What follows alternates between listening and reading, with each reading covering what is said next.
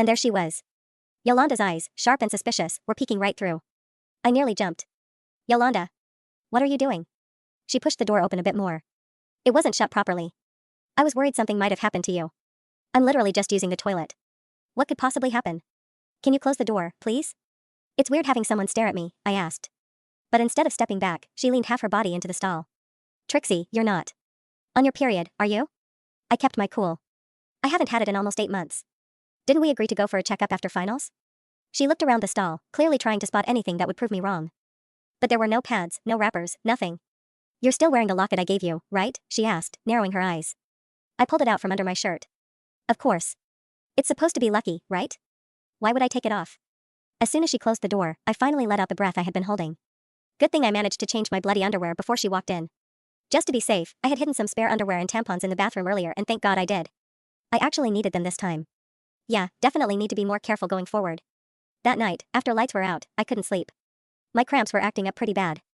I heard Yolanda shift in her bed next to mine. Trixie, you still awake? She whispered. I didn't say a word. Just kept still, pretending I was already asleep. She got up quietly, came over and lifted the locket from around my neck. She used a flashlight to take a closer look at it. Only after seeing the bit of red still glowing inside did she finally switch the flashlight off. But instead of going back to bed, she started snooping through my drawers and cabinets. I knew exactly what she was hoping to find. I turned slightly, just enough to watch her from my bed. She searched through everything but didn't find a thing. Right when she was about to give up and turn around, she looked up and our eyes met. Oh my God, she jumped back a little, holding her chest like I'd scared her half to death. What are you doing going through my stuff? I asked. I think I just started my period and I didn't bring any pads.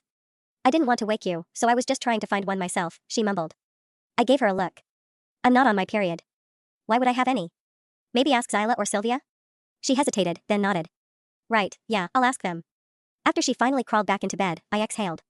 Thank God I had been careful earlier and hid the new tampons under my bed. If she had found them, she definitely would have started questioning me again. But after that night, it seemed like she let it go. Just like in my last life, as the days ticked by and the due date crept closer, rumors about me being pregnant slowly started to spread around campus. After a while, more and more classmates started asking if I was actually pregnant. I got so sick of repeating myself, I just stopped responding altogether. Then during class, a few guys walked right up to me and didn't even try to be subtle. Trixie, your belly's huge. Are you about to pop or what? Who's the dad? Someone from our school? You don't even know who the father is? Damn, you really went wild. They were always hanging around Yolanda and of course, she laughed along with them. Don't be ridiculous, she grinned. Be careful or Trixie might just give birth to one of your kids right here in class. Everyone laughed. I just ignored them and went to my seat like nothing happened. Today was the same date I gave birth in my last life. If everything repeated itself, the show was about to begin. I kept an eye on the time, then suddenly clutched my stomach. Ouch, my stomach really hurts, I said, letting my voice carry a little. Yolanda immediately perked up, eyes gleaming. Trixie, it's happening. You're finally going into labor. Come on, push harder. Her voice was loud enough to turn every head in the room. More than 200 students stared and even the teacher walked over in confusion. I just need to go to the bathroom, I said, keeping a straight face. Yolanda wouldn't let up. Nope. You're totally giving birth. Push harder. She was way too hyped. But the excitement on her face disappeared in a second. She suddenly bent over, clutching her stomach, her expression twisting in pain. Someone help. Call an ambulance. It hurts, I'm dying, she cried out.